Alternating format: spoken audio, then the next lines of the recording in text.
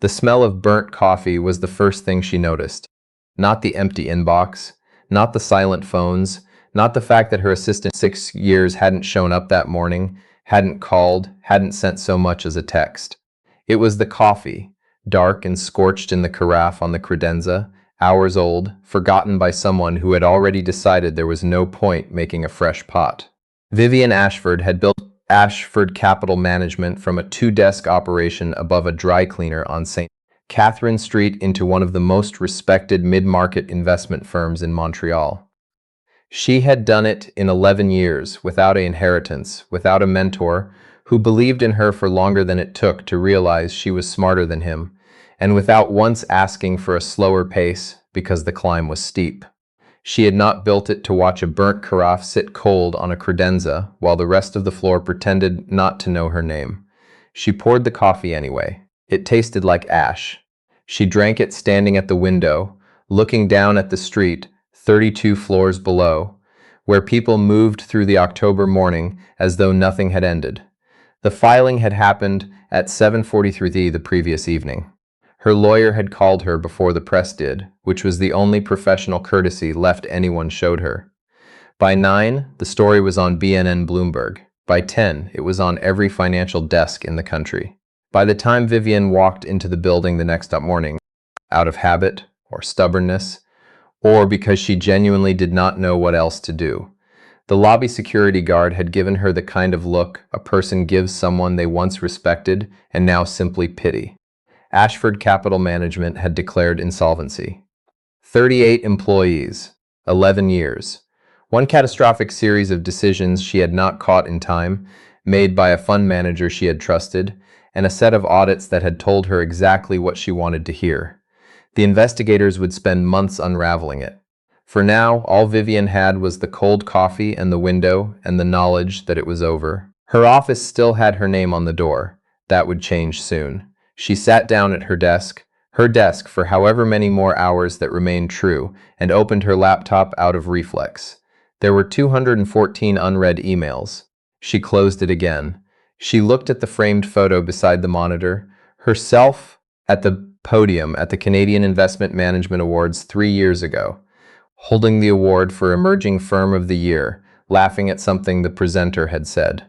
She had been so certain, standing at that podium, that the hard part was behind her. She took the photo off the desk and put it face down in the top drawer. By noon, the building's property manager had come up personally, which was how Vivienne knew the situation was worse than even she had calculated. He was a man named Gervais, who had always been slightly afraid of her, and now looked almost relieved. He explained, with practiced gentleness, that the receivers would need access to begin inventory by end of week. She nodded as though this were information she had requested. He hesitated at the door. She did not say anything to fill the silence, and eventually he left. 3 of her remaining staff came by in the afternoon, one at a time, each carrying a cardboard box. The associate who had been with her since the 2nd year, the compliance officer who had talked her out of 2 bad decisions and into one worse one, the head of investor relations, who had spent the last 14 months trying to hold client confidence together with what turned out to be increasingly thin material. They each said something careful and sincere and left. She did not ask them to stay. There was nothing left for them to stay for. At 4:30, she started putting her own things in a box. It did not take long. She had never been a person who decorated her office with much. No plants, no personal mementos beyond the single photograph that was now face down in the drawer. A few books she had actually read. A spare blazer on the hook behind the door. She left the blazer. She did not know why. Some instinct about leaving things behind. The elevator ride down felt longer than it ever had going up. She had her car brought around out of habit. The car and the driver were among the first things she would have to let go, but she had not done it yet. And so Henri was waiting at the curb with the same professional calm he had maintained for 4 years. He didn't say anything. She got in. He drove. She watched the city pass and tried to locate, somewhere inside her chest, the feeling that would tell her what came next. There wasn't one. She had him drop her at the hotel on Sherbrooke, where she had booked a room 2 nights ago, when it became clear that going home to the condo she co-owned with a man she was no longer speaking to was not a viable option. The room was clean and anonymous and smelled of nothing, and she sat on the edge of the bed until it was dark, and then she ordered room service. She didn't eat, and eventually lay down in her clothes and stared at the ceiling until something adjacent to sleep took her. She dreamed about the awards podium. In the dream, when she reached for the award, it dissolved. The thing about losing everything is that it doesn't announce itself all at once. It comes in pieces. First the title, then the access card that stops working, then the phone calls that go to voicemail and stay there, then the moment in a coffee shop on Peel Street, 10 days after the filing, when a woman Vivienne had sat beside on a panel 2 years ago. A woman she had introduced to 3 clients and had coffee with quarterly and considered something close to a colleague, looked directly at her from across the room, clocked her, and then turned away and pretended she hadn't. It was that moment, more than any other, that made Vivienne understand the shape of what she was standing in. She had been eating alone at a corner table. The coffee shop was the kind that charged $8 for something with a name in Italian, and she had ordered it without thinking, which was itself a habit she was going to have to dismantle. She was working through what she needed to do in some order of priority: the receiver, the lawyers, the investors she owed actual phone calls, the question of the condo and the car and the insurance, and all the administrative wreckage of a life that had been organized around a company that no longer existed, when she looked up and saw the woman from the panel. After the woman turned away, Vivienne looked back down at her notebook. She had written 4 things on the page. She read them twice, and then she closed the notebook and put it in her bag and left the coffee shop without finishing the expensive coffee. She walked for a while. It was November by then, the kind of Montreal November that is less a season than a verdict, gray sky pressing down on everything, wind finding every gap between coat and scarf and certainty. Walked until her hands were cold, and then she kept walking because she didn't have anywhere particular to be. She ended up in a diner on Notre Dame she had passed 10,000 times and never entered. It was the kind of place that had laminated menus and a coffee urn that looked like it had been there since the Mulroney years, and a handwritten specials board that hadn't been updated in what appeared to be several weeks. She sat down in a booth because sitting down seemed like the most achievable thing available to her. The woman who brought her a menu was older, with the careful efficiency of someone who had been doing this exact thing for a long time and had no particular patience for customers who took too long to decide. She did not smile, but she was not unkind. She came back 3 minutes later, and Vivienne, who had not looked at the menu, said she would have whatever soup they had and a coffee. "Bowl or cup?" "Bowl," Vivienne said, because it sounded like more. She was looking at the table when the man at the next booth said, "Sorry, could you pass the sugar? There's none on my side." She looked up. He was maybe 35, wearing a jacket that had seen better seasons, with the kind of tired around his eyes that isn't from one bad night, but from a long accumulation of them. Across from him, in the booth's other seat, a small girl was drawing something on the back of a paper placemat with a short green crayon. The girl was perhaps 5 or 6, entirely absorbed. Vivienne passed the sugar container. He thanked her. She looked back at the table. "She's drawing the CN Tower," he said after a moment. "We saw a photo of it at school. She's never been to Toronto, but she's decided she wants to go." Vivienne looked at the girl's drawing. It bore a confident but approximate relationship to the CN Tower. "It's good," Vivienne said, because it was, in the way children's drawings can be, certain about themselves in a way the actual world is not.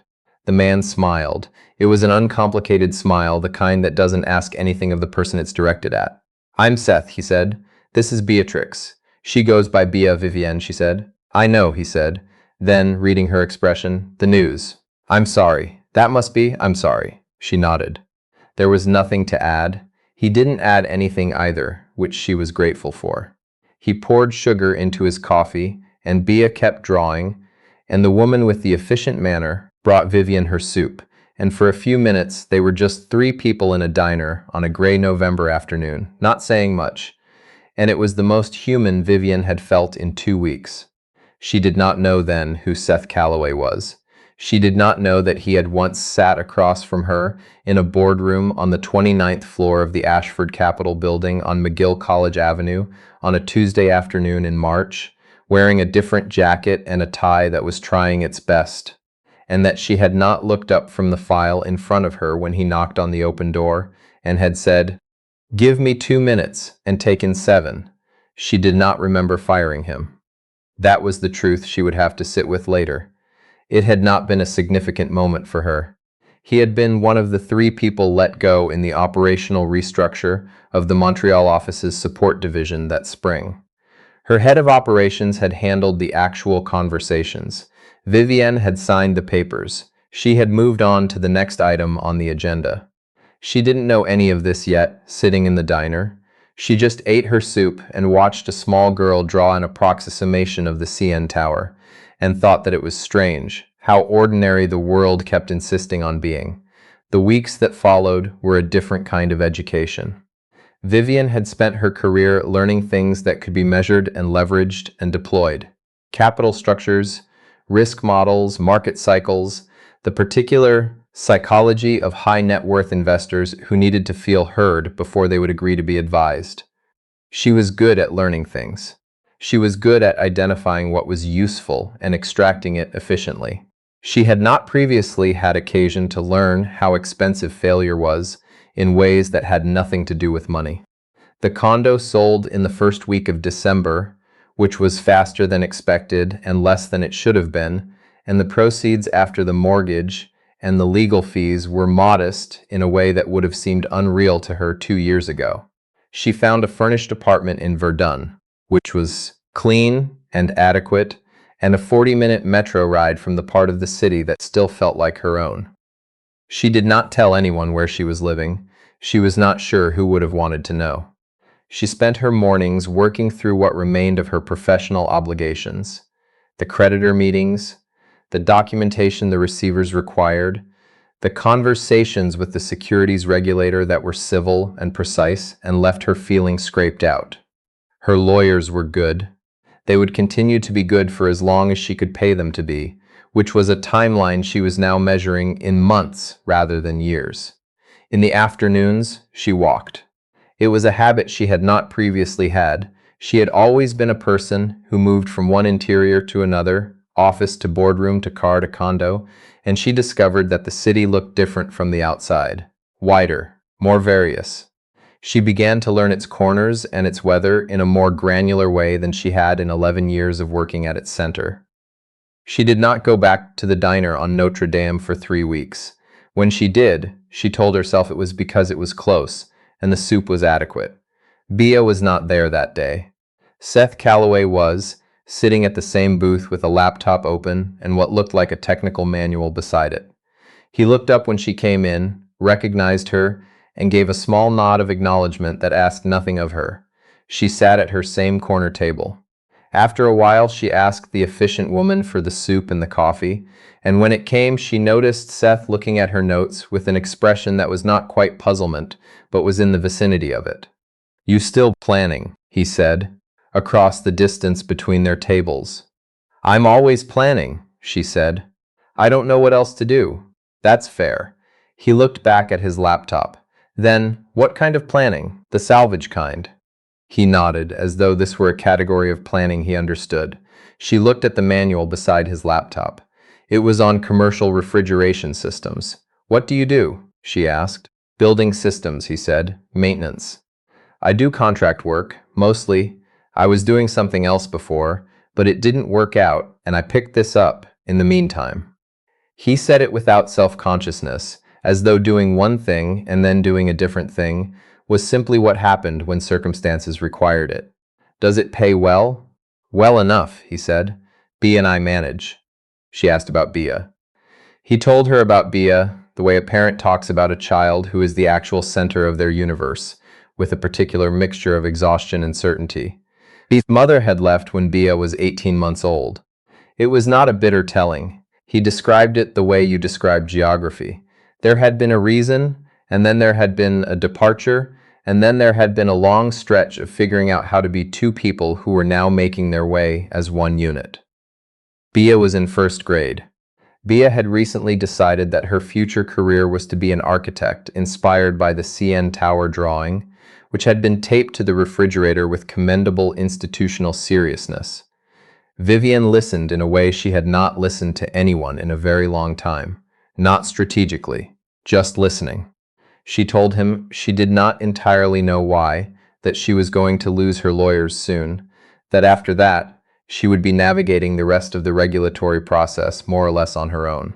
That she had done things wrong, even if she hadn't done them the way the initial coverage implied, and she was not certain the distinction mattered much anymore. Seth listened the way she had listened. Then he said, "What was the part you did wrong?" It was such a direct question that she had to think about it honestly. "I stopped paying attention to what I didn't want to see," she said.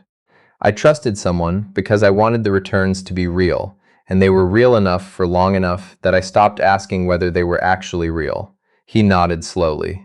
"That's not a small thing to say." "No," she said, "it isn't." They sat with that for a moment. "I have to get Bia from school," he said eventually, closing the laptop. He paused as he was standing up. "You should come for dinner sometime. I mean that practically, not just, you look like someone who's been eating soup alone for a while, and Bia makes a sincere effort with her cooking. She's 6, but she's committed." Vivienne looked at him. He meant it exactly as he had said it. No more, no less. "Maybe," she said. He pulled on his jacket. "Same booth most Thursdays," he said. "In case you decide." It was at dinner on a Thursday in January, a Thursday she had not expected to be at, since she had told herself at least 4 times that she wouldn't go, that she found out. Bia had made pasta. It was, as promised, a sincere effort. The sauce was from a jar that had been improved upon with what Seth identified as garlic and optimism, and Bia sat at the kitchen table and watched Vivienne eat it with the focused attention of a chef awaiting a review. "It's very good," Vivienne said. "I know," Bia said with perfect confidence, and went back to her own plate. Seth's apartment was small and arranged with the particular logic of a person who has learned how to make a space serve more purposes than it was designed for. There was a drawing table in the corner of the living room that was clearly B's architectural workspace. Covered in paper, colored pencils, arranged with unexpected neatness. There was a shelf of engineering textbooks that had been used, not displayed. There were child's drawings on the refrigerator, and also, she noticed, blueprints. Actual blueprints. "Those are yours," she said after Bia had been excused to go draw and they were having coffee in the kitchen. "Side project," Seth said. "I've been doing a redesign of a mixed-use building on Notre Dame. The owner is a friend. It's not paid. It's just..." He paused. "I was in civil engineering before the contracting. I did a master's, worked at a firm for 5 years. Then my wife left and Bia needed more consistency than that kind of schedule allowed. So I made different choices." Vivienne looked at the blueprints. They were clean and precise and unmistakably the work of someone who had not stopped thinking like an engineer just because the circumstances had redirected him. "What firm?" she said. He told her. It was not a small firm. She was quiet for a moment. "I think I owe you an apology," she said. She did not yet know exactly what she was apologizing for, but something in the specific combination of details, the March timing, the McGill College office, the engineering background that suggested the corporate systems analyst role she had cut, without once speaking directly to the people in it, was beginning to assemble itself into a recognizable shape. "You don't remember," he said. "It was not an accusation." "No," she said. I didn't speak to anyone directly. My operations head handled it." She paused. "That doesn't make it better." "I know," he said. "It was a hard few months." Bia was in the middle of something medical, nothing permanent. She's completely fine now, but the timing wasn't good, and losing the job at that point was, he stopped. It was what it was. "I figured it out." "I'm sorry," she said. "I mean that." He looked at her for a moment. "I know you do," he said. "You've been different since the diner. That first day I saw you, you were still in the old version of yourself, I think. You came in expecting the room to rearrange itself around you, and then it didn't. And you sat there anyway and ate the soup." She almost laughed, which surprised her. That's an extremely accurate description. B notices people, he said. She told me on the way home that the lady in the corner looked like someone who'd forgotten how to be a regular person. She's 6, but she sees things. Vivienne thought about herself sitting in that booth, the notebook, the list, the way she had looked at the table because there was nothing else to look at. Being seen by a 6-year-old while she wasn't managing her presentation to anyone. I'd forgotten, she said.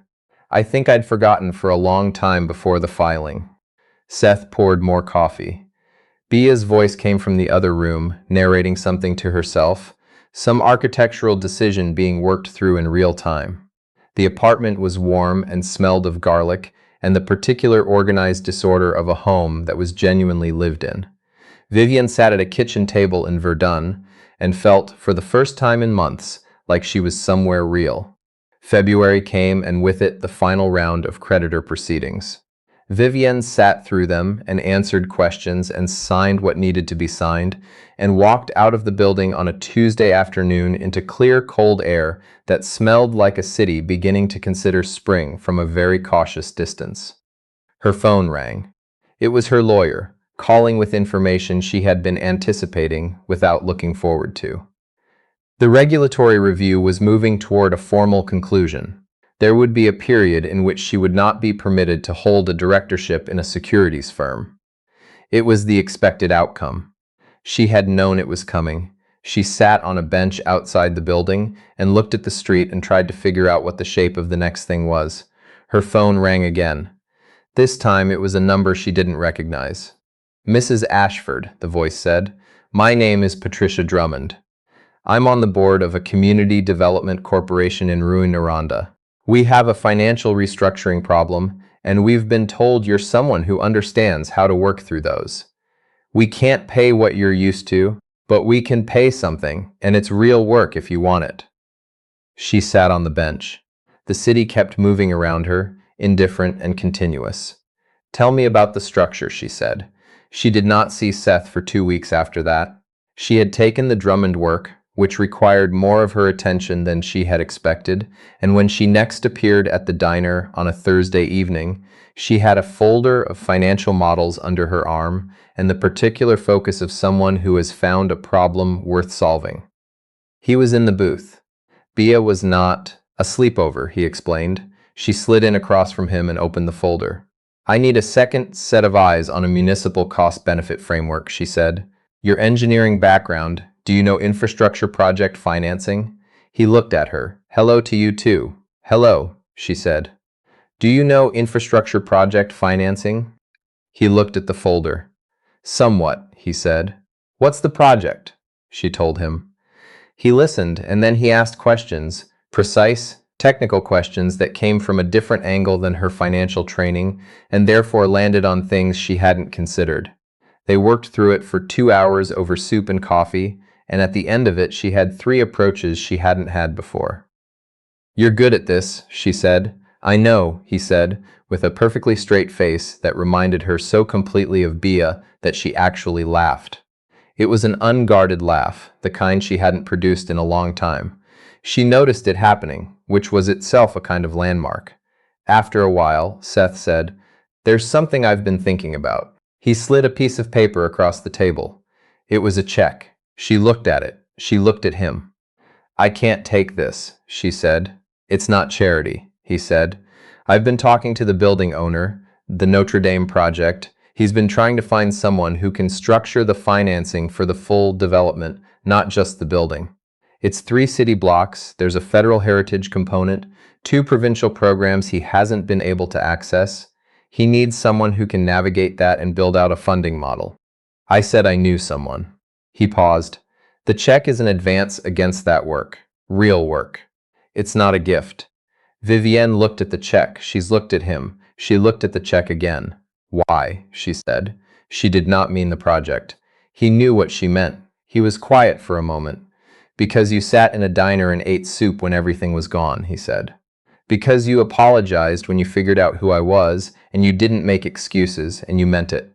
Because Bea decided after the second Thursday that you were, and I'm quoting her directly, one of the okay ones. Vivienne pressed her lips together. The restaurant was warm. Outside, it was February in Montreal, which is its own particular form of ongoing commitment.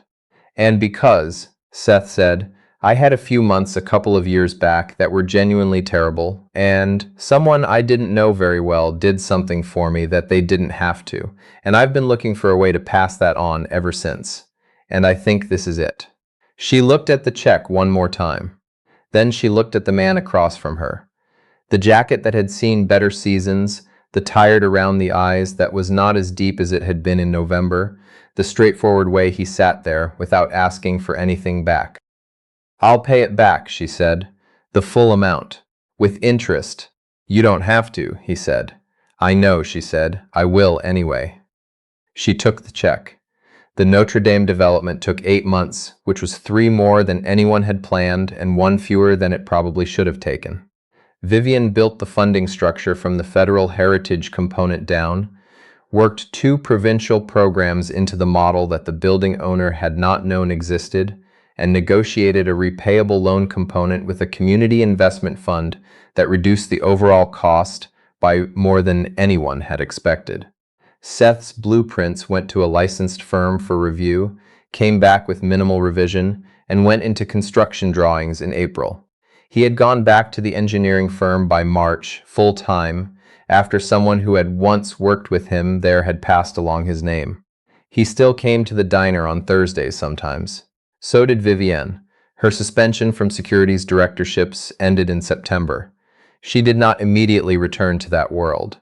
She spent the fall working on 2 more community finance projects, one in Sherbrooke and one in Trois-Rivières, and thinking carefully about the particular combination of skills she had and the kinds of problems that most needed someone with exactly those skills. In November, a different November, one with more light in it, she got a call from Patricia Drummond, who had heard about the Notre Dame work and wanted to introduce her to someone who was building a community development financial institution for northern Quebec. Vivienne said yes. She wrote the date in her notebook, a new notebook, not the salvage kind, but still careful. She did not go back to the 32nd floor on McGill College. The building was different tenants now. She walked past it occasionally on her way from the metro, and she did not look up. She had learned, slowly and with more difficulty than she had expected, how to be in the parts of the city that were not the center. She had learned the particular competence of people who had been doing real things without much acknowledgement for a long time. She had learned that the most important questions were often the simplest ones, asked directly, by people who were not trying to impress you. She had learned that a 6-year-old's assessment, one of the okay ones, was among the more rigorous forms of evaluation she had ever been subject to. On a Thursday in December, Bia showed her the revised CN Tower drawing. It was considerably more architecturally accurate than the first one. It had also been given a companion tower, which Bia had invented on the grounds that the original looked lonely. That's not how it actually looks, Vivienne said. I know, Bia said, but it's better. She had no argument for that. She looked at the drawing for a long time, the 2 towers standing together on the page, and thought that some things are better when they're not exactly accurate, when they're built instead to hold something the actual version couldn't quite manage on its own.